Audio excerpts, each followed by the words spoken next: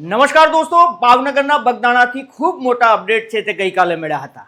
જયરાજ આહિરની પૂછપરછ કર્યા બાદ એસઆઈટી મતલબ કે સીટે વધુ બે આરોપીઓને દબોચી લીધા છે. શું કારણે જયરાજ આહિરની અત્યાર સુધી ધરપકડ નથી થઈ? સીટ દ્વારા જયરાજ આહિરની પૂછપરછ કરવામાં આવી છે, તો શું પૂછપરછ કરવામાં આવી છે અને પૂછપરછ બાદ કેમ બે આરોપીઓને ઉઠાવી લીધા છે અને જયરાજ આહિરને ક્લીન ચીટ મળશે કે જયરાજ આહિર છે તેના ઉપર ગુનો સાબિત થશે? આ તમામ મુદ્દે વાત કરીએ, વિડીયોની શરૂઆત કરીએ. નમસ્કાર દોસ્તો, હું છું દિલીપ મોરી અને આપ જોઈ રહ્યા છો નમસ્તે ગીર.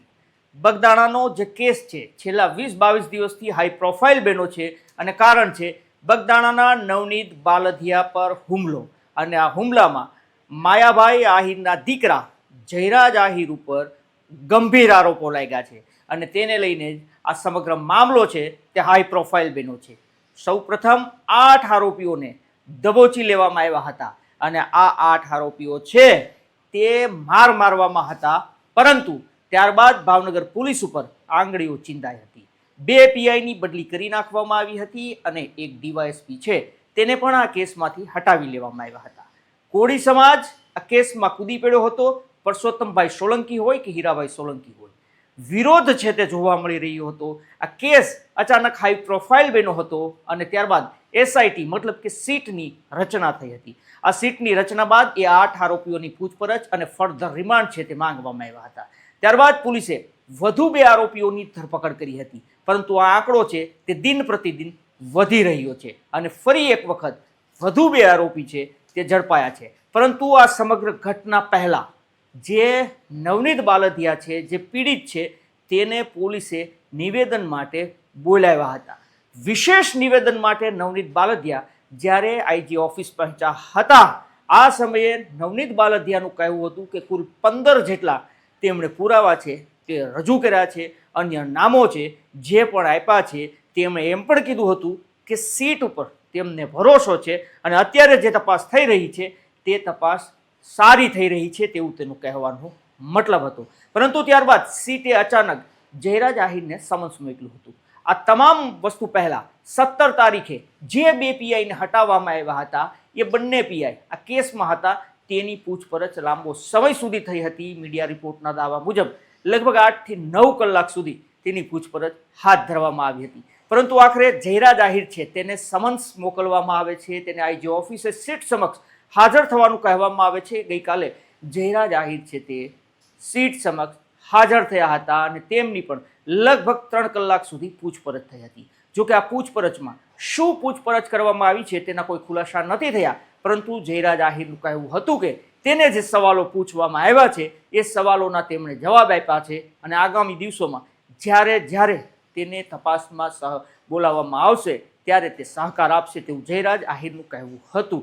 પરંતુ આની આગળ જયરાજ આહિરે એક શબ્દ નથી બોલ્યો અને ત્યારબાદ થોડા જ મિનિટો બાદ વધુ 2 આરોપી છે જેની એસઆઈટીએ ધરપકડ કરી છે. એવું કહેવાય છે કે આ આરોપીઓમાંનો એક આરોપી છે જેણે નવનીત બાલધિયા સાથે જેનો ઓડિયો વાયરલ થયો હતો હથિયાર આપવા બાબતે. એકનું નામ છે ઉત્તમ બામણિયા અને બીજાનું નામ છે સંજય ઉર્ફે મોટો મંજી. આ બંને વ્યક્તિ છે જેને દબોચી લીધા છે. એસએમસીએ અત્યાર સુધીમાં લગભગ 11 થી 13 જેટલા આરોપીઓને પકડી પાડ્યા છે. એવું પણ જાણકારી મળી રહી હતી કે 19 જણાની પૂછપરછ છે જે કરવામાં આવી હતી. પરંતુ આ તમામની વચ્ચે સૌથી મોટો સવાલ એ છે કે જયરાજ આહિર ઉપર આરોપો લાગ્યા છે, તો જયરાજ આહિર છે તે નિર્દોષ છે કે દોષિત છે? અત્યારે આ સવાલો ચર્ચાઈ રહ્યા છે, પરંતુ મોટો સવાલ એ છે અગર કોઈ વ્યક્તિ નિર્દોષ હોય તો તેની 3 કલાક સુધી કયા મુદ્દાઓ પર પૂછપરછ કરવામાં આવી? લાંબો સમય સુધી એવા તો કયા સવાલો હતા કે તેની પૂછપરછ થઈ છે? એટલું જ નહીં, જે વ્યક્તિને મારવામાં આવ્યો છે નવનીત બાલધિયાને, આ નવનીત બાલધિયાને મારાતો હતો ત્યારે કોણ એના વિડીયો બનાવ્યા હતા અને આ વિડીયોને કોણ જોઈ રહ્યું હતું? આ સૌથી મોટો સવાલ છે. પોલીસે એવી પણ જાણકારી છે કે સીટે તમામ ફોન, અનેક ફોન જપ્ત કર્યા છે જે એફએસએલમાં છે અને તેના રિપોર્ટની પણ રાહ જોવાઈ રહી છે.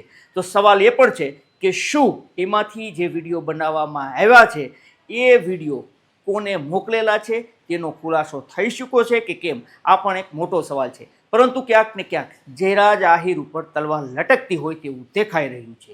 બીજી તરફ સતત નવનીત બાલદિયા છે તે કહી રહ્યા છે કે તેમના ઉપર જે હુમલો થયો છે, જે હુમલો કરાવવામાં આવ્યો છે, તેમાં ક્યાંક ને ક્યાંક જયરાજ આહિરનો હાથ છે.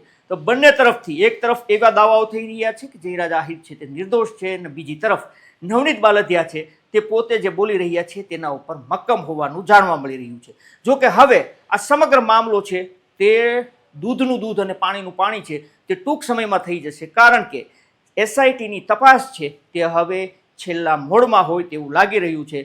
કારણ કે અત્યાર સુધી જે લોકોની પૂછપરછ કરી છે, જેના ઉપર આરોપ હતો તેની અત્યાર સુધી પૂછપરછ નહોતી કરવામાં આવી, પરંતુ હવે આ પૂછપરછના રડારમાં જયરાજ આહિરને લેવામાં આવ્યા છે અને ટૂંક સમયમાં આ ઘટસ્ફોટ થવાનો છે કે શું નવનીત બાલદિયા ઉપર હુમલાનું કારણ માયાભાઈની માફી માંગવી કે પછી અન્ય જ કારણ હોય. આ તમામ મુદ્દેથી પડદો ઉચકાશે, પરંતુ સવાલો તે જ થઈ રહ્યા છે કે ટૂંક સમયમાં સીટ છે ત્યાં નામના ખુલાસા કરી શકે છે અને ગાળીઓ છે તે જયરાજ આહિર ઉપર કસાઈ શકે છે તેવી પણ ચર્ચાઓ છે. જો કે આપ અમારી સાથે જોડાયેલા ના હોય તો જરૂરથી જોડાઈ જજો, કારણ કે ભાવનગરના બગદાણાની આ બબાલની તમામ અપડેટ છે તે આપના સુધી સીધી પહોંચતી રહે તે હેતુથી આપ અમારા નમસ્તે ગીર ઉપર નવા હોય તો જરૂરથી સબસ્ક્રાઇબ કરી લેજો.